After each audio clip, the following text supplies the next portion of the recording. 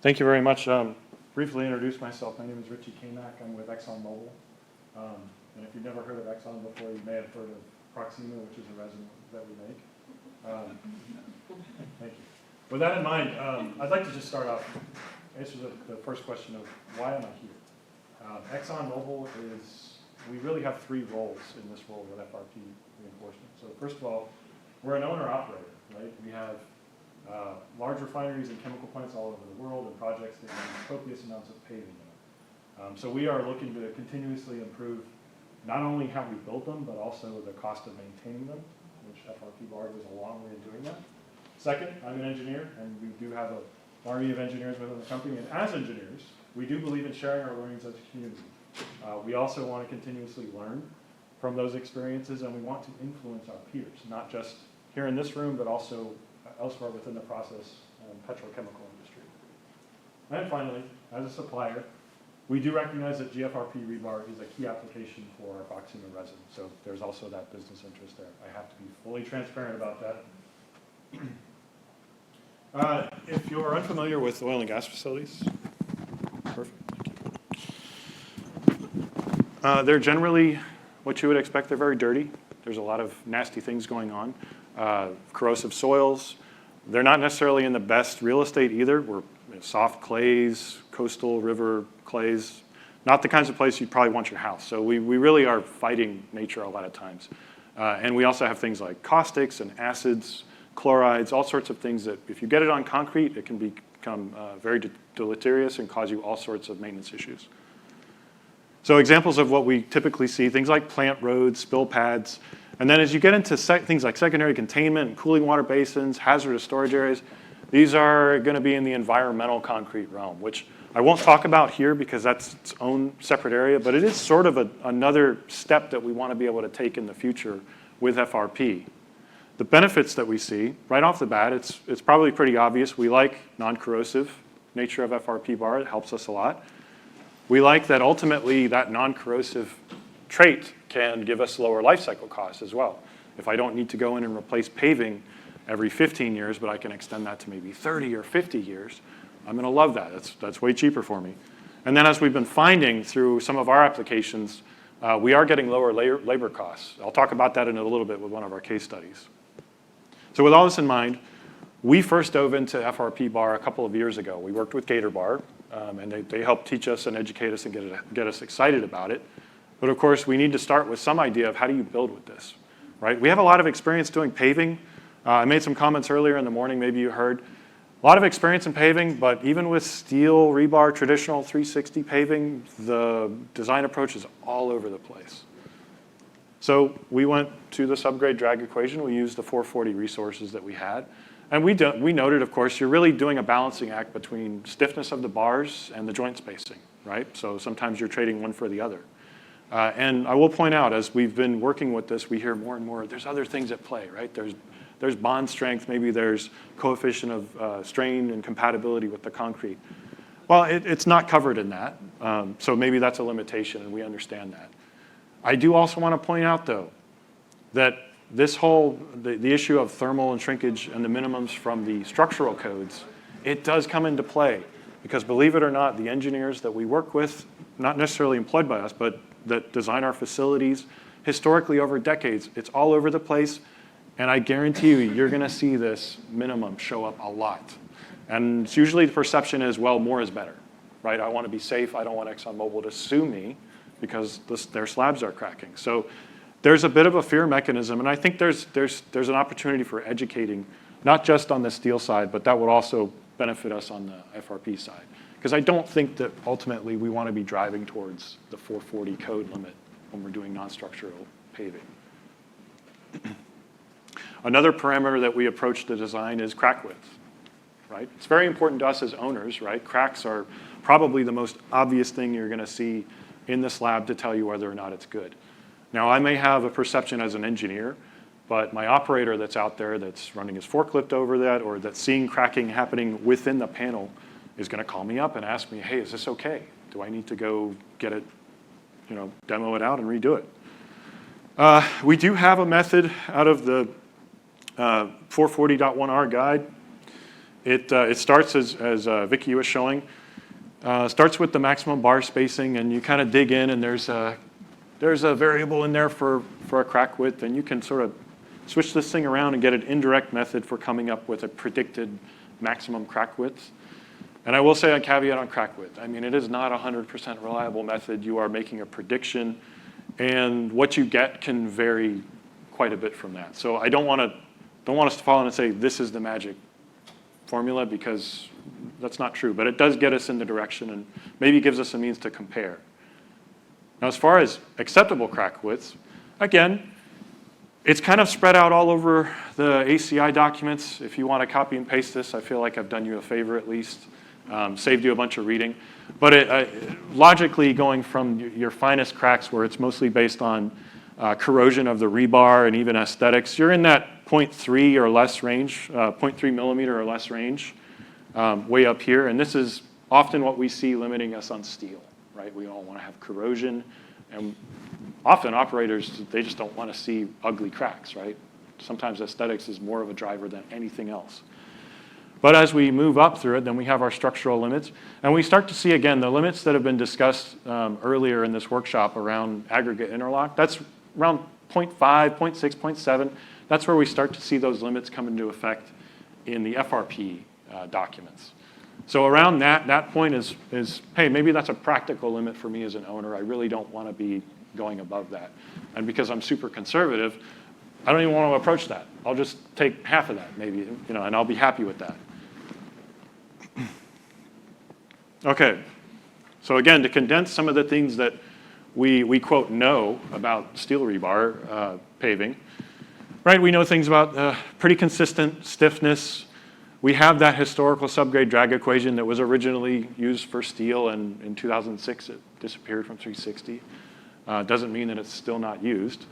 Then we get into the shrinkage and temperature reinforcement per the structural code. And then we have the 360 guidance for your aggregate interlock-driven design, which is around 0.1% or less. Right? I think I've seen maybe down to 0.07%. Somewhere in that range is generally pretty good for this. Now I'm going to introduce another twist in this that's important for us. If you're not familiar with petrochem, there is a consortium called the Process Industry Practices. We are part of it. There's probably over 100 companies, including major operators, EPCs, designers, constructors. Everybody that really touches construction and engineering in petrochem is either part of this or very familiar with this. And I'm not here to advertise for this. This is ACI, but I do want to say this is a big factor for us. So when we talk about light area paving, the PIP has, they certainly have come around to accepting this. They understand this. It's when you get into everything else that's a little more severe, and then we start talking about drips and drops and wanting to at least catch spills, not necessarily contain liquids, but just catch spills, soft soils, voids, all these things that start to get us racing and get us really worried about what is our paving doing, has driven the PIP to approach a number something like that for steel. I can tell you, so this 0.3 up to 0.5 is coming from the previous edition of 350, from the Environmental Engineering Code. So it is belt and suspenders here, and this is typically what we're working with as a starting point when you start to go to longer and longer joint spacings. So if I took my best effort to try to come up with some equivalences for my company to use, for example, based on what we have for steel, based on what we've seen published so far for 440, a few of these are coming up. I can, come up with the equivalent structural code limit, which I really don't want to use because it seems like it's a lot more than I need, and everyone's saying it's more than I need. But then I get into the equations. Okay, we need some kind of equivalent for 360. Is it the subgrade drag equation? Is it going back to calculating a predicted crack width? Can those tools be helpful for us to get something competitive? And then you could probably use that to educate the PIP, which ultimately I want to do. But then this one here, this is the one that really, really worries me. I don't know what to do about this.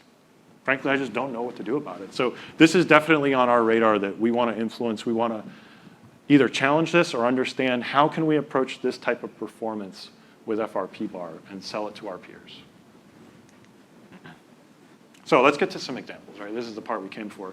This is the very first project that ExxonMobil did with GFRP Rebar that I know of. I'm sure there's a secret one out there. This is in our Beaumont refinery, which is on the Gulf Coast, very far eastern border of Texas, near Louisiana. So hot, humid, soft soils, corrosive soils. And this is our first experience. Now, hide all of this, forget all of this. This very first line, this is what our engineer would have done, the engineers we hired. This is what they would have done by default, right? Going to that higher level PIP limit, 0.28%. So that's number 4s at 12 inches. It'll work, and you know what, they'll build it, and nobody will probably ever bug me about it, right? So we're fine there. If I wanted to optimize this though, and really apply the 360 method, I could do a number 3 at 18 in steel. I can meet the 360.1% right away like that. So we looked at that, you know, but I'll be honest, we rarely see number 3s at 18 in steel in our plants. The reason is this. Our contractors start walking on it, it bends. They've learned through experience, oh, well, we don't want to do it again, so they'll either go straight to number 4s, well, and they'll go straight to number 4s, forget it. Number 3s are generally something we don't do in steel anymore, just from a practical constructability perspective. Okay, but I can use a number 3 in FRP bar, right? So we took a number 3 gator bar, and we spaced them at 12 inches based on the subgrade drag equation. So we did it by the book, right? And we've got a 0.15%. And actually, I'll go back. This was a good point in the construction because this is where they really started getting rolling. The first 10 to 30 minutes, everybody's really hesitant. It's like, oh, is this going to jump up and bite me? Is it going to float? And once they started working with it, it was no problem. I mean, they figured out right away how to work with it, got very comfortable with it, and things were just moving from there. So constructability-wise, really great to work with. I probably would have made this a little bit longer, and we learned about that later on. And so this is the result. 2 months later, I went back, and because I wanted to look, you know, am I seeing any cracking? Is there anything I could measure? Any data I can get from this, right? And I don't. And so we did find a couple of stragglers here inside the panel, and really more indicative of the saw cuts probably not going in soon enough. You know, I can't stress getting those in fast enough. But we did have something at least we could take a measurement of for some of these cracks in the panels. And I want to say there were probably about 4 or 5 of these types of cracks happening within it. So we took the measurements, and if I go back to that indirect formula before, and I just want to, you know, for fun, demonstrate, well, where do I think that puts my crack width? You know, I can come up with some calculated values, and I've tried to give you both US and standard for depending on how you think. It's funny because if I think in US units for the design and the layout, I'm still thinking in millimeters for crack width. So forgive me if I switch around. And we do the same sort of prediction for the FRP bar, and we calculate around 0.5 millimeter as that limit we're going to hit. Well, lo and behold, not lying. I mean, that's about where we were landing on the cracks we could observe.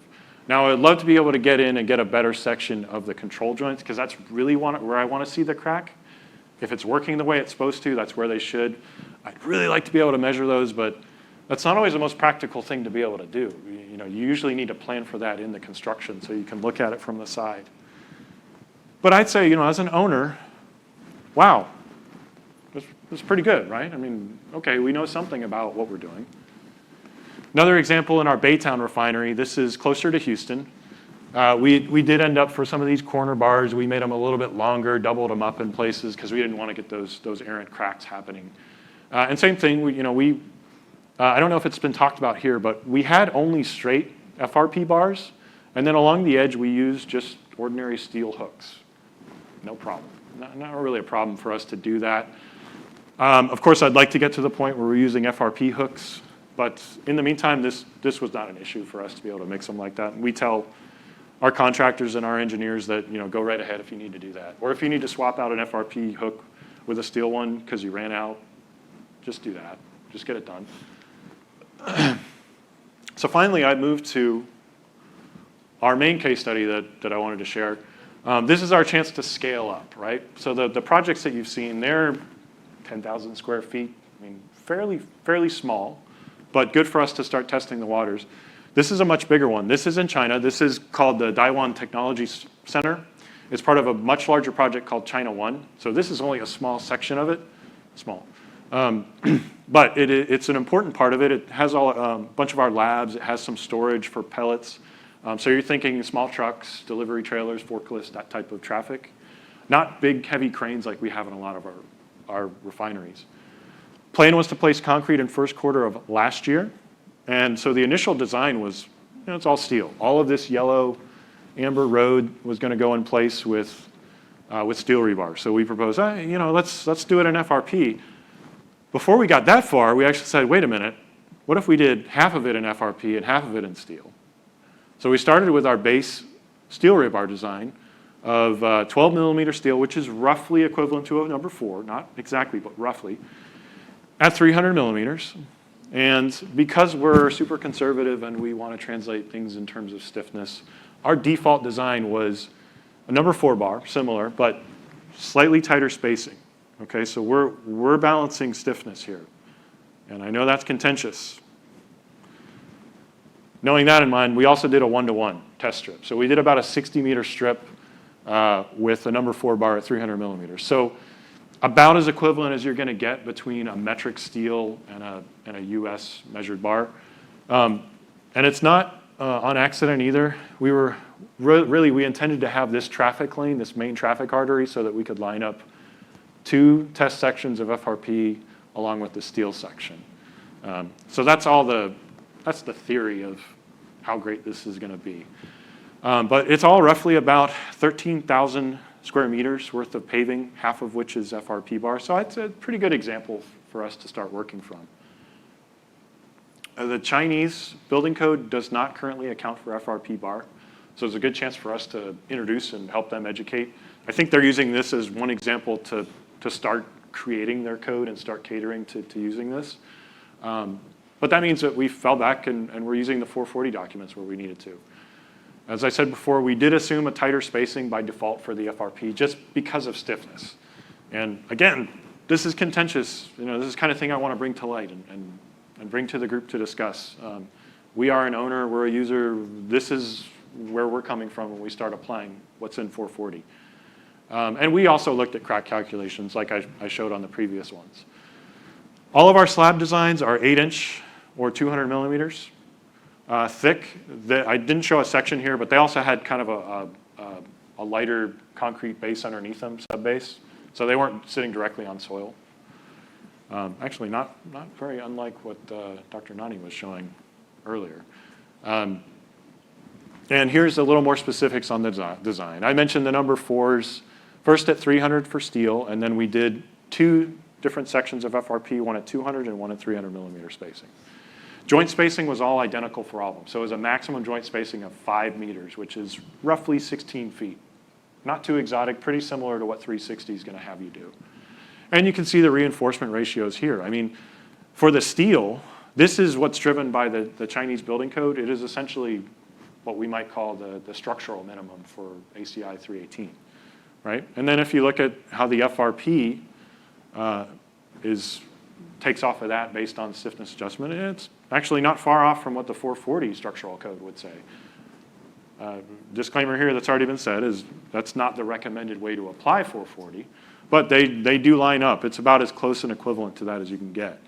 And then finally, when we went to the 1-to-1, because the bar sizes between the 12M and the number 4 are slightly different, it does tweak the ratio slightly, but they're effectively 0.2, effectively the same.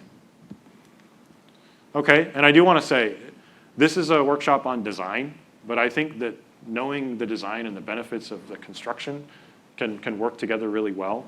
You saw the really great video from MST showing them picking that up and lugging it around, and it was the same experience we saw. Our workers, once they got over the timid nature of, oh, it's a new material, what does it do? They're picking up bundles of 7, 8, 9, 10 at a time. You can't do that with steel. And if they did, I would be telling them, I don't want you to pull your back out, right?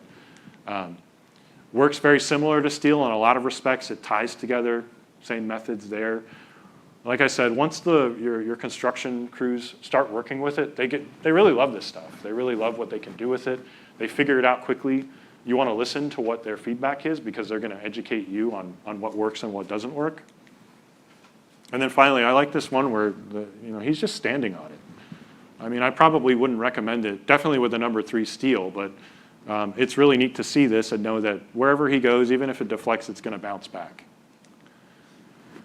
This is a much wider view. One thing to note here, though, is I was not on site when this was built, and I think it was a miss during the construction, but we had 5-meter joint spacings, and those control joints, well, they're saw cut, and at those control joints, the design called for cutting the bars. Well, they didn't do that. So this is a continuous grid. It does have saw cuts in it every 5 meters, but that spot where that saw cut is, it's the same amount of rebar going through it as everywhere else. So as well as the FRP? Yes, as far as I know.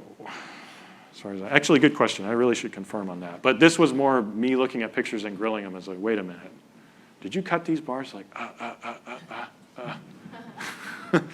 So I guess it's another thing to illustrate is I like reading the papers. I like learning about the laboratory results. This is often what happens in the real world. And it's still valid. We can still learn from it. All right, so what do we come here for? We want to look at cracks in concrete. That's what we're here for. Just overall picture, we had our maintenance lead, plus I had another civil engineer who does work out of China, so she's on site for this from time to time. And I'm really grilling them. Where are the cracks? Where's today? We gave them a program for measuring and things that we've asked for. And they really only came up with this one spot here in the steel where they said, yeah, there's some random cracking that's happening here. But elsewhere, they were not coming up with much. And I'm telling them, like, are you on your knees? Are you looking at this, crawling? And from confirmation with our civil engineer over there, it really came down to, yeah, this is really the area where we're seeing random out of joint cracking. This is not representative of all the rest of it, because all the rest of it looks really good. Really, really good, okay? I can't say I'm disappointed that my paving isn't cracking. I mean, it's clearly doing what it's supposed to do, but I'm a little bit disappointed I didn't get more. But anyway, on the steel sections, these are essentially hairline cracks, usually maxing out at around 0.15. You could probably argue 0.2. My eyes are not that good. Forgive the fact, too, also that if you look at the crack card on top of it, again, this is from our maintenance lead, who's not a civil engineer. He's measuring the spall at the top of the crack, and that's an important thing to recognize. The actual crack, when you go look much closer and confirm in the field, is much finer. It is a hairline crack. Sorry about that. Okay, so just to make sure that nobody is, yeah, you've got 0.5 or whatever up there.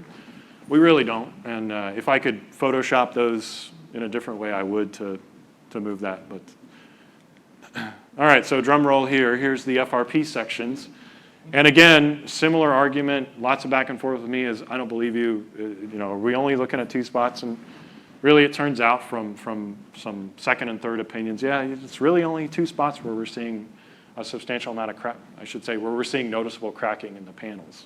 And again, taking measurements from that's about where we are, right? Pretty fine. Now, I will note, too, this is the place where we tucked it in a little bit closer, right? So it's a tighter spacing of bars.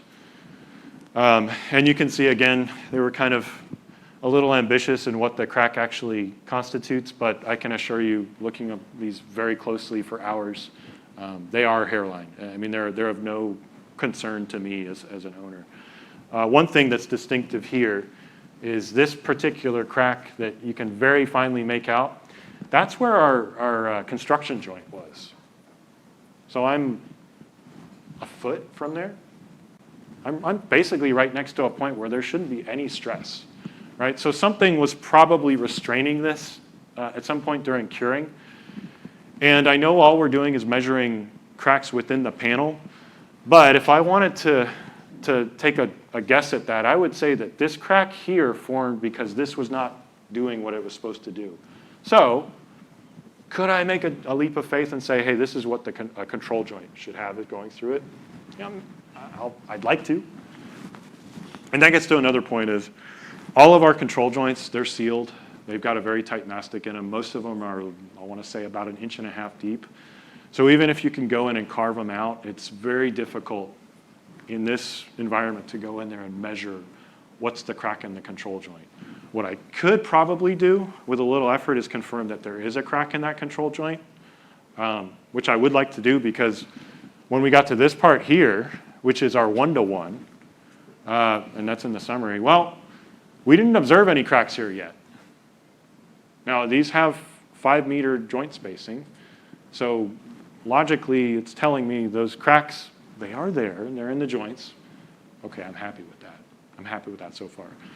But it is a much smaller sample size than the other areas we have, so there is also going to be some credibility around like, well, if I did the whole thing, I might see cracks right here or right here. Just to observe, so far we haven't observed any cracks there. From an owner's perspective, I mean, good performance overall from all the paving designs. It's doing what I want. And between the two main sections, I'm getting comparable crack performance between the steel and the FRP bar. I'm getting good agreement between the crack widths as well and my predictions. So you can see here, when we did apply that indirect method to calculate, I'm getting roughly what I'm measuring out there. Now, I mean, again, lots of variability can happen. And I'm not saying this is, oh yeah, we did it. If I came out there and I found one that was 0.4 millimeter, twice this thick, I won't be surprised. I mean, I know it's the limits of what we can calculate, but I'm still pretty impressed. So what does that mean then for this part? If I do see a crack or if I do go in the control joint, am I going to be close to that? I would hope so. At least somewhere, probably going to be more than this, but is this a good limit there? Yeah, I'd be happy with that. When I start thinking about aggregate interlock, I can be happy with that. So this does bring up the opportunity then for further investigations of going to these lower reinforcement ratios, right? Of doing something that's more comparable to steel based on what we've seen so far. All right, so conclusions. Again, I'll try to frame it up as an owner. On paper, we saw an average of about 30% productivity savings, labor savings, by using FRP bar on this project. Now, they went all the way up to, I think, 50%, and that's under ideal conditions. That's when they're moving, they know what they're doing, there's no snags, nothing like that. But this is a pretty good average for us, and it's worth chasing. We recognize that paving and slabs on ground are very logical entry points for new customers of GFRP. So that's where we really got to impress and where we got to make it very clear what is the approach. It's perceived as lower risk, lower cost, so I don't think most new users are going to jump in and design a 40-story building. Key messages as an engineer. All right. My push would be for more consensus effort on design approaches. We may have a few different ones. We need to start finding where they have things in common. We want to appeal to new owners, engineers, and suppliers that are more familiar with ACI 360 methods, but maybe not so much with FRP. So if we can cater to this knowledge here, I think we can help bring new converts into the fray on this one. Focusing our message on how to design with FRP, not just translate a steel design to an FRP, but really start from the ground up. Here's how you do FRP. For us, what's next is we're interested in other applications, especially where I can go to environmental concrete applications, much tighter crack control. I can do secondary containment that way. I can do cooling water basins. We want to see adoption and implementation across some other design standards, so obviously 360, but 350, and I'm sure everyone here can come up with some other ideas. And then finally, I think it's a good point to start seeing how do we fully account for maybe some other variables that are maybe not such a big deal for steel, but they can have a real influence here, especially if they can benefit GFRP versus steel. Okay, I do want to thank Gator Bar. There's Matt right there. So they've been very helpful. I mean, they really introduced the product, and we've worked closely with them on these projects you've seen. So really tremendous acknowledgement and thanks to you guys. And that's it. Thank you.